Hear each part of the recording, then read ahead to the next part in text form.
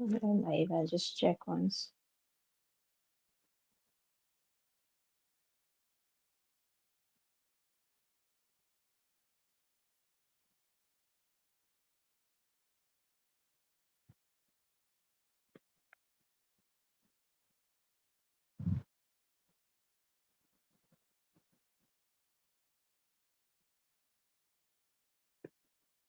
So, hello and welcome back to another episode of Game of Nutrition podcast, where we talk about health, wellness, and everything in between. Today, we have with us Chef Zainab, and the topic today that we're going to talk about is food safety. It's a very unusual topic than what we normally talk about nutrition and all, but nutrition, food comes along with food safety. So before we begin, I would like you to explain or tell us what your journey has been like, how you became a chef, and how food safety is a very crucial part of it. So, hi Khadija, hi everyone. I'm Chef Zainab Yusuf, and I am a professional chef, also a culinary artist. Also, I've been awarded as a food safety hero. My journey began at home. My mom, she's an incredible cook. So, like watching her prepare so like amazing food and all. So I decided to follow her footsteps and to take it professionally and become a chef. So, like my inspiration is my mom. Basically, she's been doing a lot of catering events and stuff. So that's what inspired me to become a chef. When we talk about food safety, see, a lot of people are not aware of certain things that needs to be taken care of while we are in the kitchen. We at home are like, we don't pay attention to every detail, and it is very important to pay attention to those details, because one mistake can lead to very, like, health risk, and all of those stuff, like some illnesses. So there are a lot of consequences about that. So I'm here to give some tips and tricks to all of you all, so you all can know how to be like how to prepare food safely. That's great. And before we move ahead with the discussion, I would like to inform the audience there's a small game uh, wherein we have a few statements and you have to just put in the chat whether it is a fact or a fiction. So before we move to the game, we'll do a little bit of discussion and then we'll go back to the game. So for when we talk about food safety, I would like to directly jump into the fear of foodborne illnesses, which is existing when it comes to food. So, what are the basic things that should be kept in mind in our daily routines to be cautious about food safety? See, food safety, it is like foodborne illnesses are shouldn't be like very taken like outblown, or it is something that we there are very basic things that we need to do in our daily lives which can reduce these foodborne illnesses, such as like washing hands, preparing food to right temperature. That is the most important part. So, like, if there is like we make a mistake while preparing the food, that can cause a lot of consequences. Also, refrigerating the food properly at a proper temperature, how we refrigerate, how we store our ingredients, these few basic steps will help a lot, and it can prevent such foodborne illnesses and all. It is not something that we should be constantly in a fear of, but to respect the principles of how to prepare food safely, I would say. Yeah, along with that, I think when we talk about the vulnerable groups, the kids, the elderly, and the pregnant women, food safety is Hmm. very important when that population is around you. So, would you like to highlight Definitely. more on that? Yeah, there are like few things that we need to keep in mind when it comes to like children's, pregnant women's. They should avoid certain food, like high risk food. For example, it would be a rare meat or seafood when you go outside. So these are little things that makes a lot of difference. See, it all depends on your immune system. Everyone has a different immune, so some people may have those things. Like pregnant women may have raw meat, I mean, like rare meat, whereas some of them they can't take it, maybe having some issues. So it depends on your immune system also. Like it is you should consider different options rather than having these items during the pregnancy period. Yeah, and along with that, from where it is sourced and from where who is making it, what are the conditions, Definitely. all those things add to that other than the immunity part of it. But Also, this comes to you when, should know yeah. that the reputation of the restaurant that you're going, especially when it comes to food and safety. So just check with that first. Yeah, especially contaminants in them. We should be aware of what we are eating outside also. Definitely, yes. So, when we talk about food being cooked, there's also a thing that comes along with packaged food. So, do expiry dates really matter? And if it's, is it just a marketing tactic or by the food manufacturers, or are they are essential when it comes to, considering food safety or foodborne illnesses? See, expiry dates are always important, and it is not just about food safety, but it mostly often indicates about the freshness and the flavor of the food. So, like, we have two Mhm. different, like, perishable and non-perishable food. So, like, perishable items like dairy, meats, and seafood. So, if consumed after their expiry date, can cause health risk.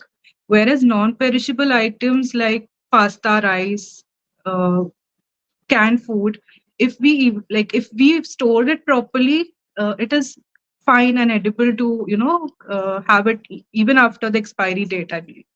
So it is not just about food safety. It indicates the freshness and flavor of the food. So yes, it is very important to check the expiry date and take it very seriously. Yeah. And along with that, I think the expiry date or the use by date or the best before date Best indicates before. that this date is when the food starts deteriorating, basically.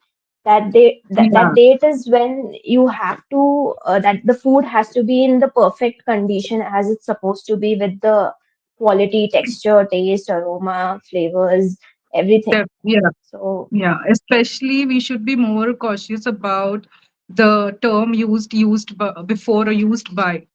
So that is, if the date passes, it is very risky to use that product or consume it. So that is very important. Whereas best before, it indicates the freshness of the food. So if you yeah. store the food properly, you can have it later on also. For an example, like rice. So it's not like always necessary that we get a bag of rice and it might finish, like, for example, it is 6 months of expiry date. But it's not important that it gets finished within that span of time. So those food can be consumed, but the main thing is how you preserve it. Yeah. And again, it comes to whether it's cooked or non-cooked.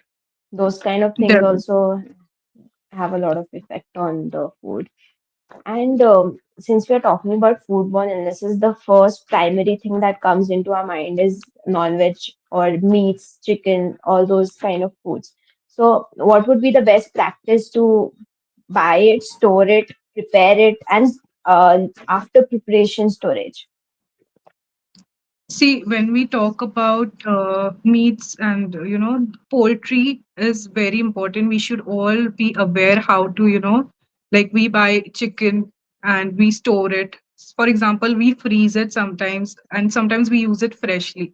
Now, see, there are a bacteria called Salmonella and Campylobacter.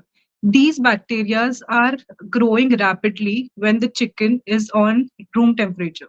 So, or the favorable temperature for them to grow is between above 5 to 65 degrees Celsius.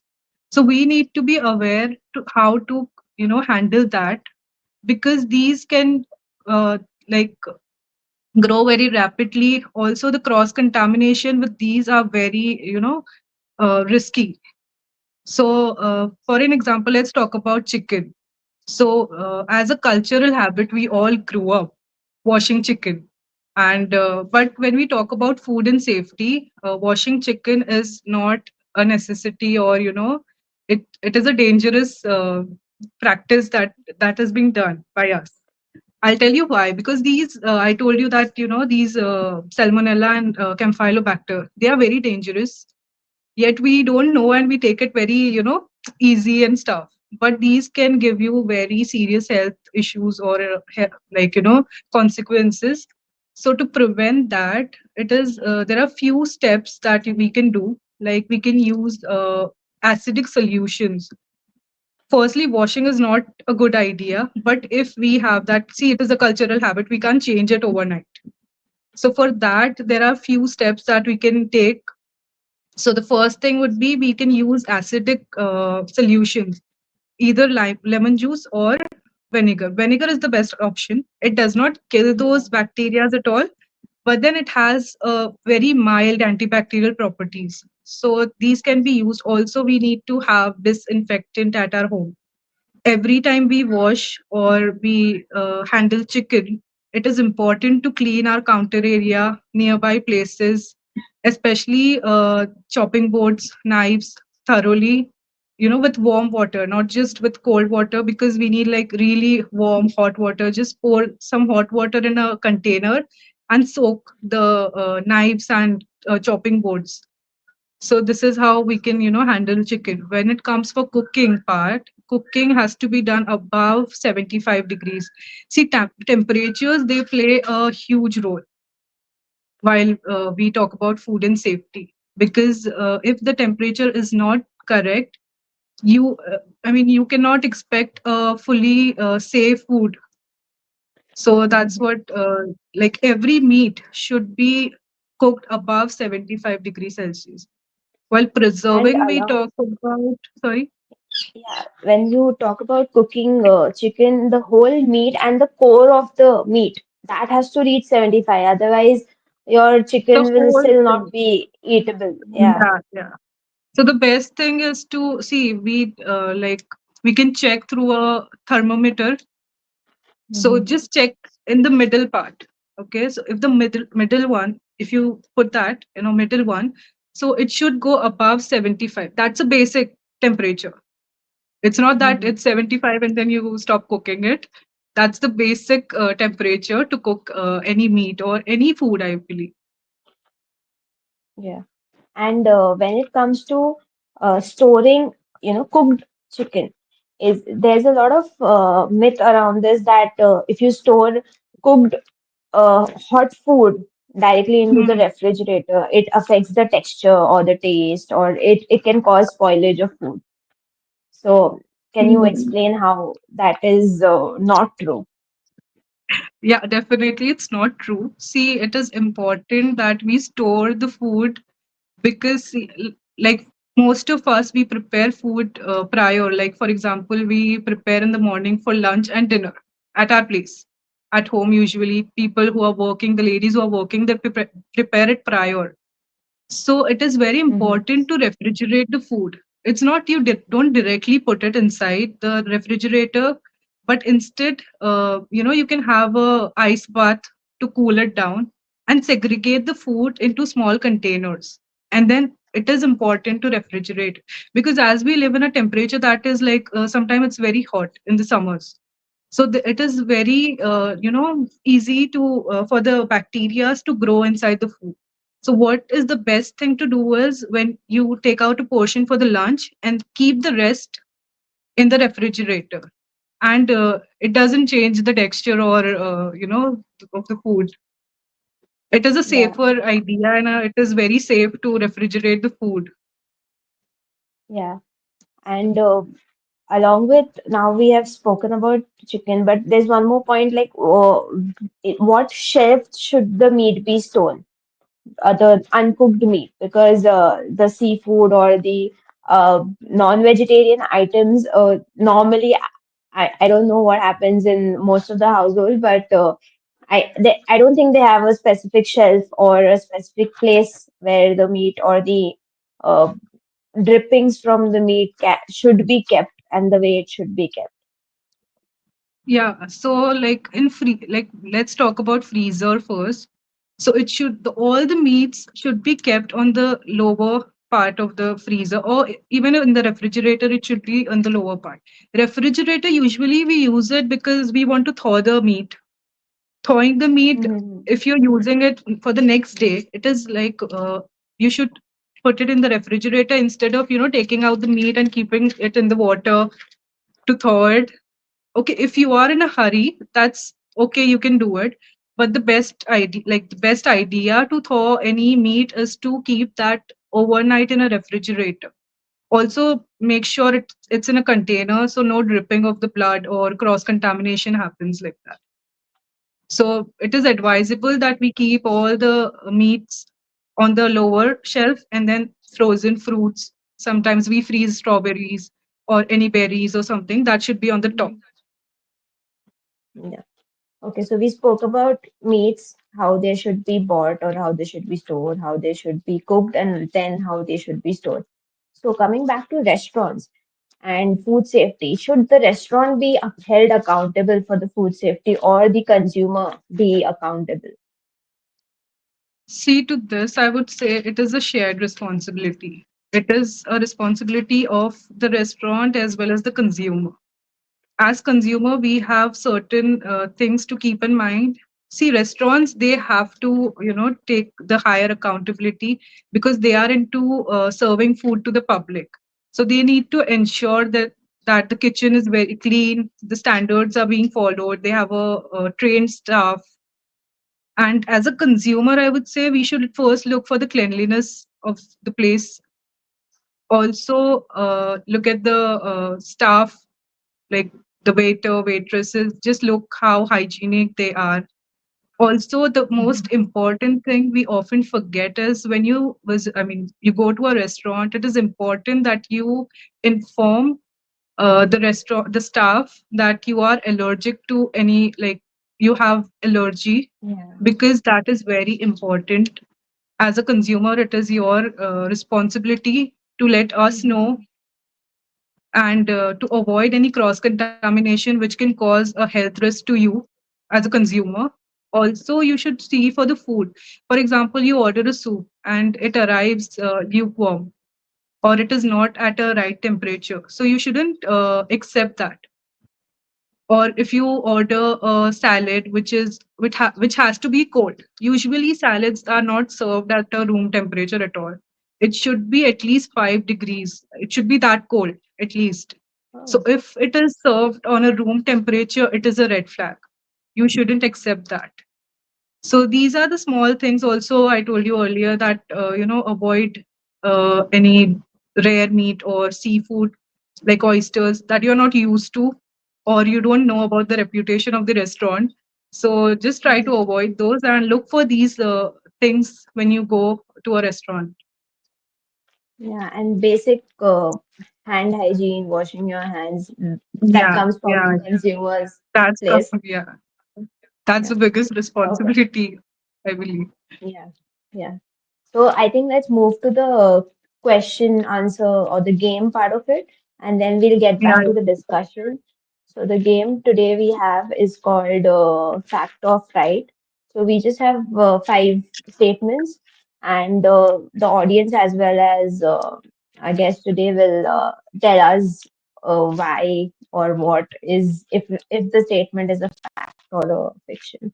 Let's begin. The first one, it is seen on your screen. Cutting boards can transfer more bacteria than your hands.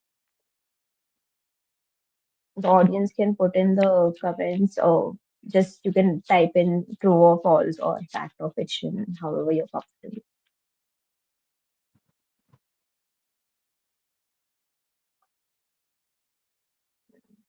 Okay. So we have fact, true.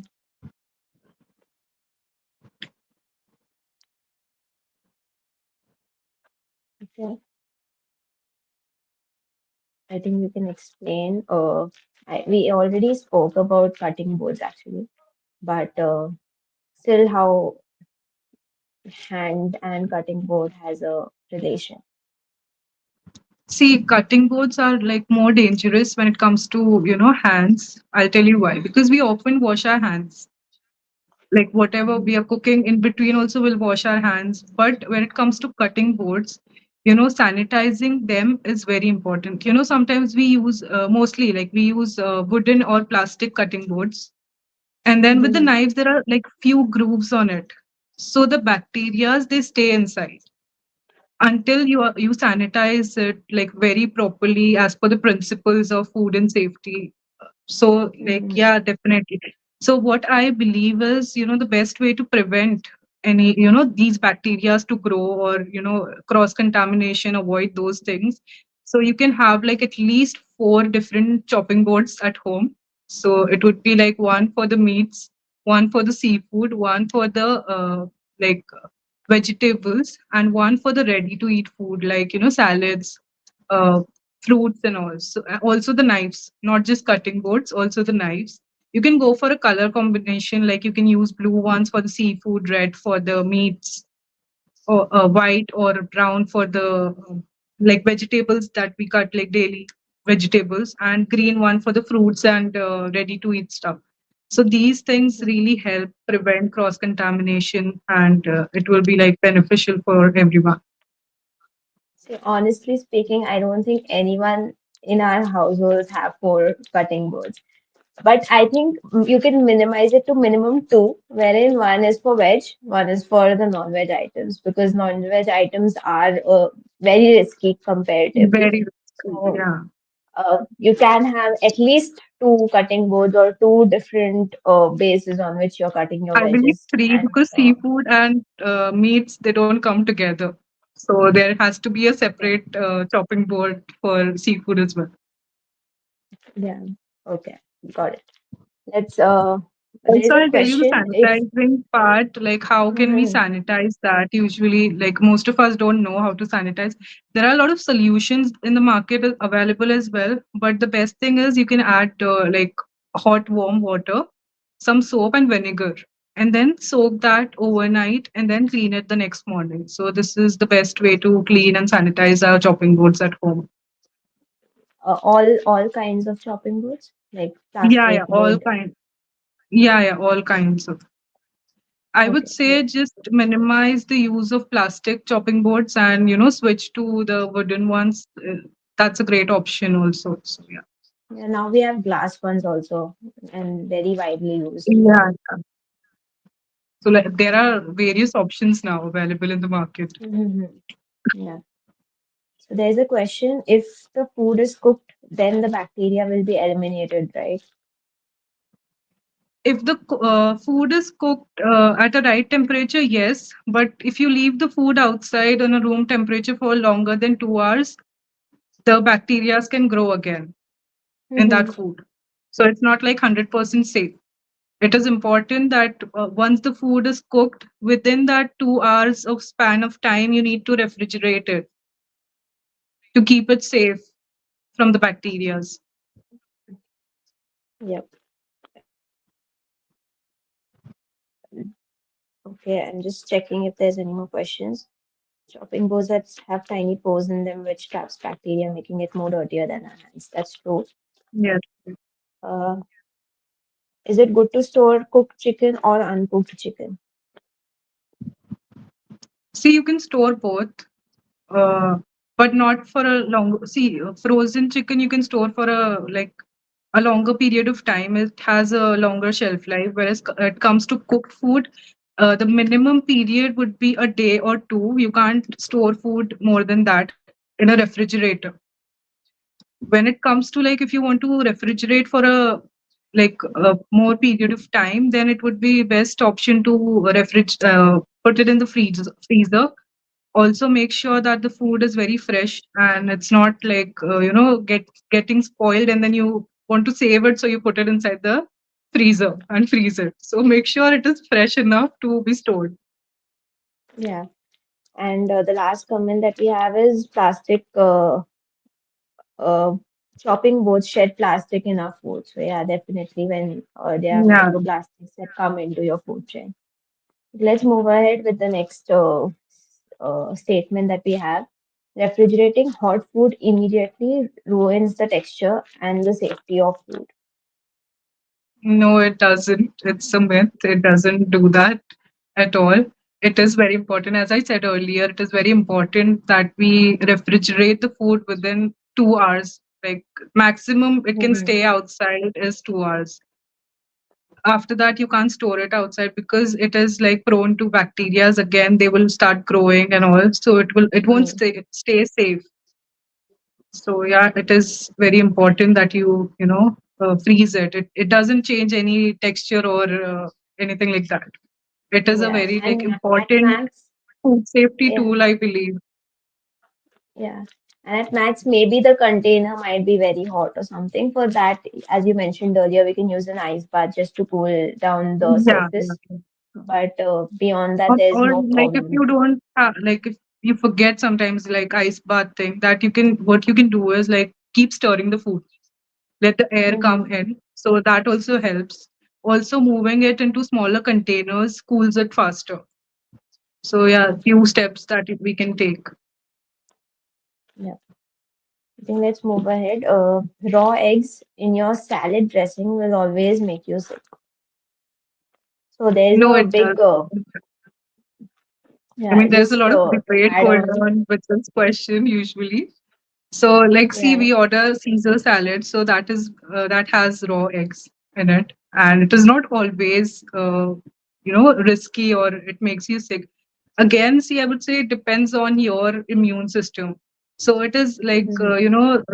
the children's, elder ones, and pregnant ladies they should avoid it, or maybe they can consider another like mayonnaise or yogurt instead of using raw eggs. When it comes to restaurants we use pasteurized eggs, so that is going under a different like process, that is heating it, and then there's a huge process going on. So if you're doing it at home as well, you can use a pasteurized egg, so that helps a lot. And then it's up to your immune system and all of stuff. So yeah, so it is not something that always makes you sick or something. There are correct ways Mhm. to use it. I mean,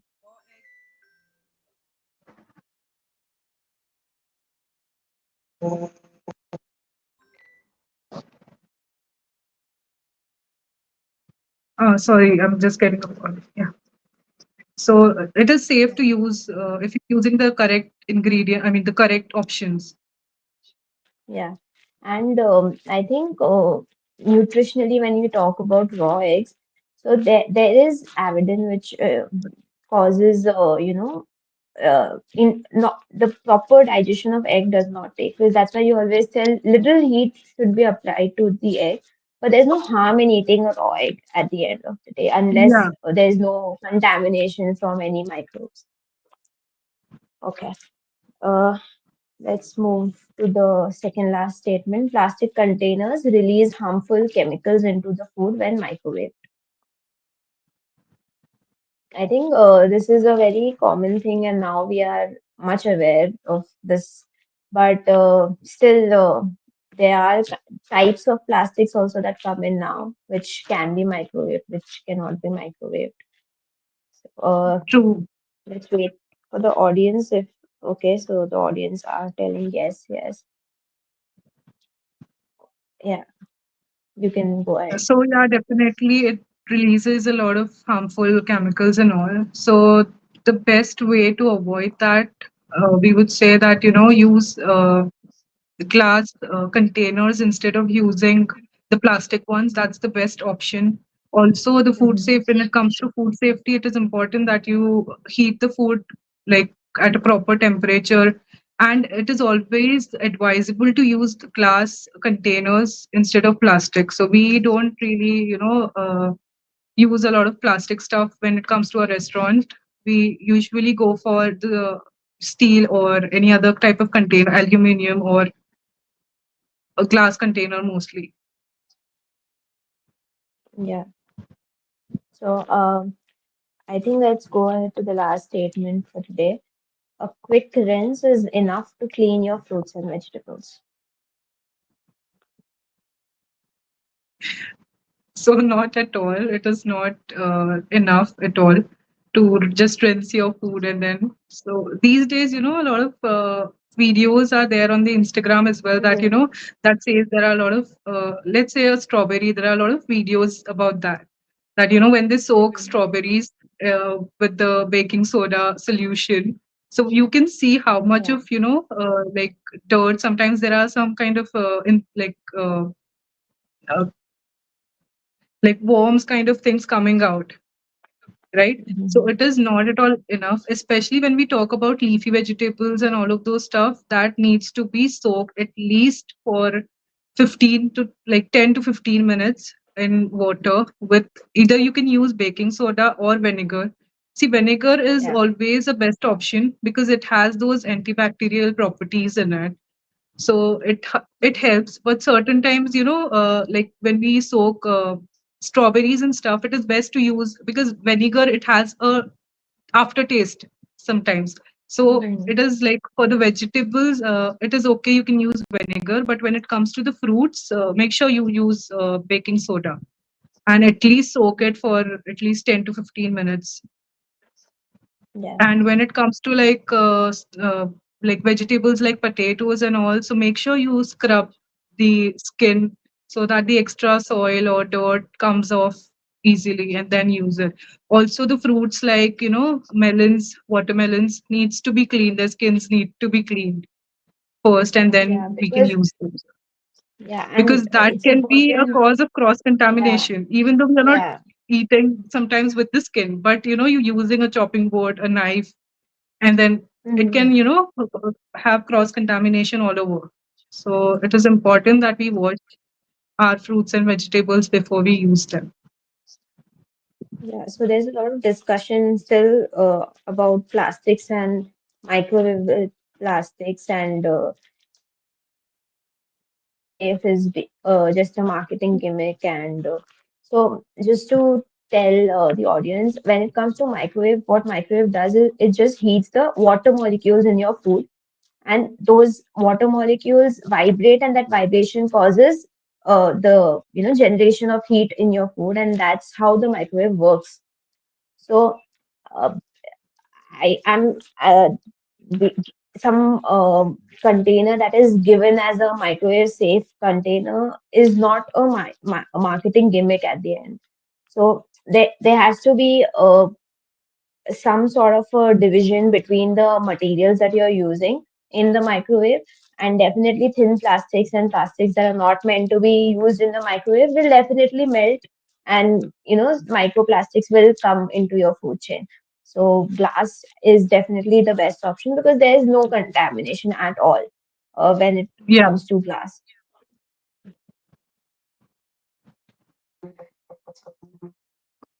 Okay, let's move ahead.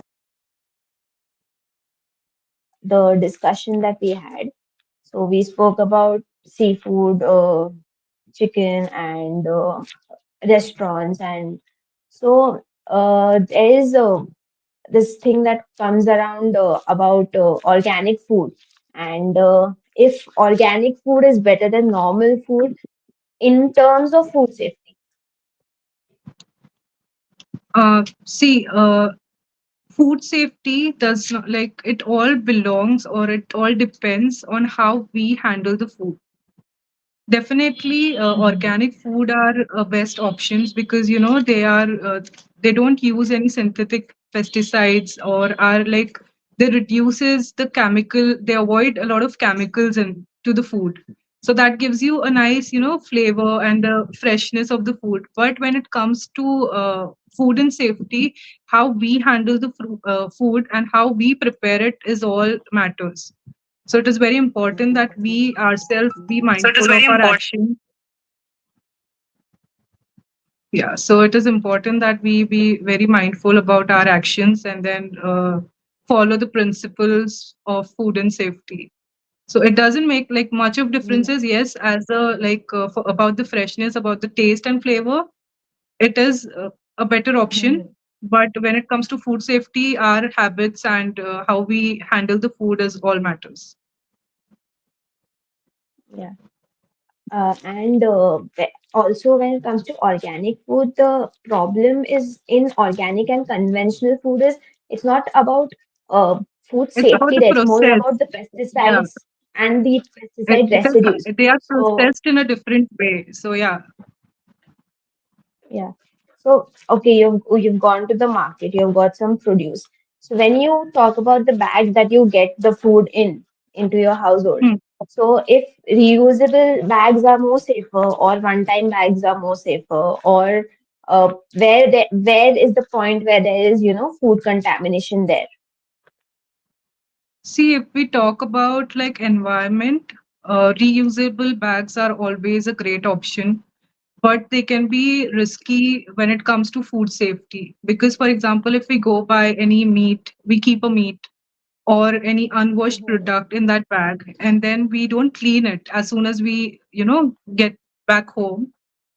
Over the time, the bacteria will transfer to other items. For example, you go the next day to the market and you get fresh fruits or some bakery items. So those bacteria over the period of time, they will grow, and the cross contamination can happen. So the best way to avoid these first would be, you need to sanitize, wash your bags very like properly, and the best way to avoid the cross contamination would be like have a specific bag. One would be for the meats and all, and the other one at least for the fruits and bakery items. So yeah, and sanitization plays a really important role when it comes to food safety. So you need to know, like you need to sanitize. If it is like one time use bags, that is a good option as well when you go for like purchasing poultry or seafood or something, so you can throw that away.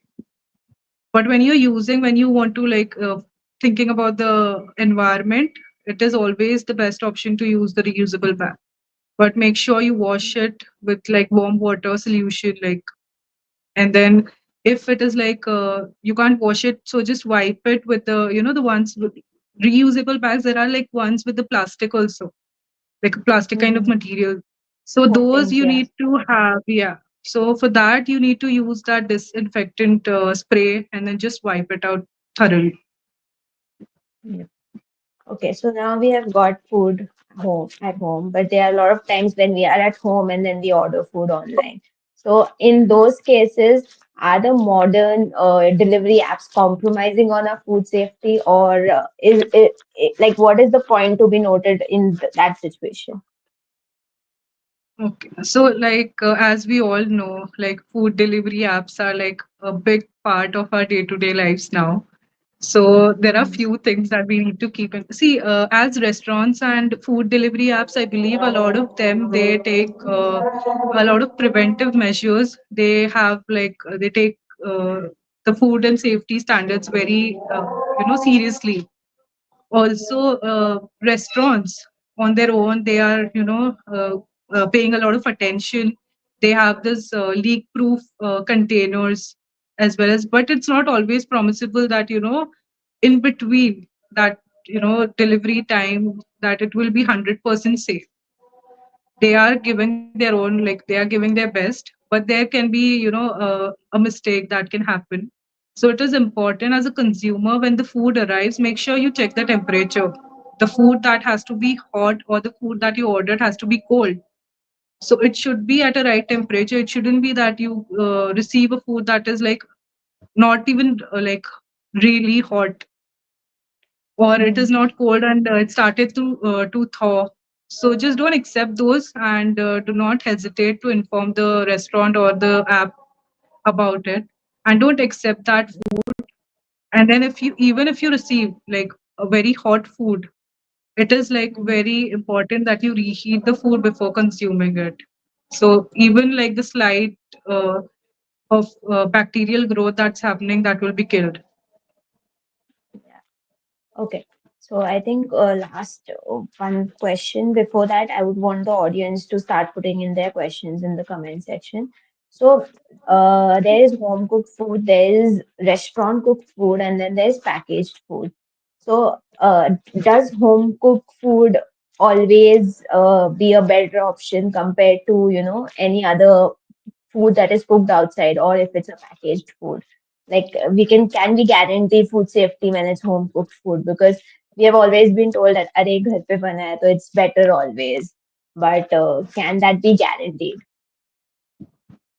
See, I wouldn't like say that it is like 100% guarantee that home cooked food is better than eating outside. It's see if you are following the basic principles like washing your hands, cooking your food to a like right temperature, refrigerating it, also the ingredients if they are stored properly, then we can ensure like guarantee 100% safer food.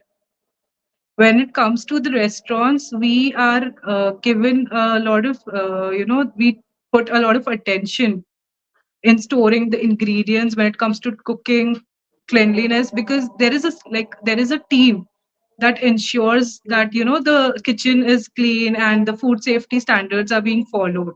So we work under pressure, so we will do our part, like we will do our best. When it comes to home, we all need to know, like how to like be mindful also to follow those basic things, and like both will be a safer option for all of us. Yeah, and when it comes to packaged food, I think still the time there is a seal on. There It are a is lot of cases wherein after without the seal, with the seal on also there has been contamination, but maximum number of times anything sealed is still more acceptable in most of the with situations.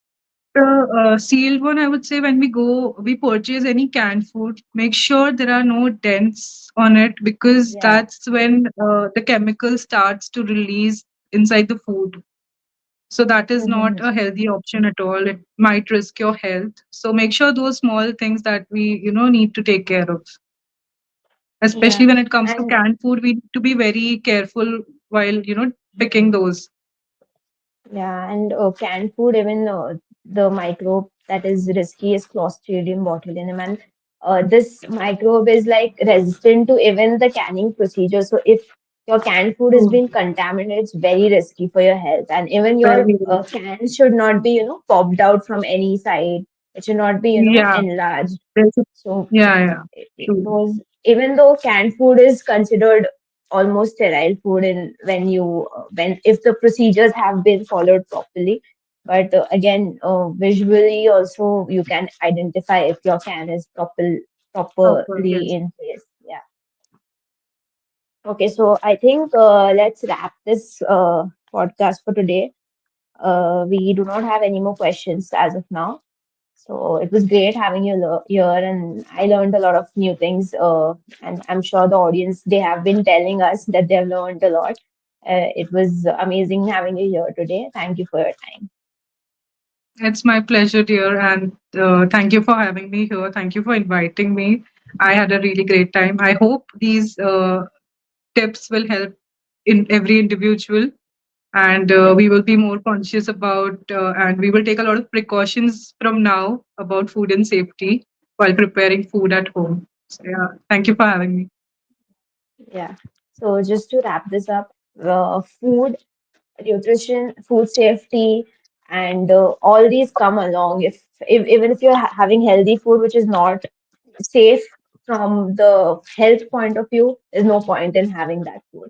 Even if you're having Mm. unhealthy food and still there's an issue of food safety, it's not going to be beneficial. So food safety is topmost when it comes to anything related to food, and then all the other things come along.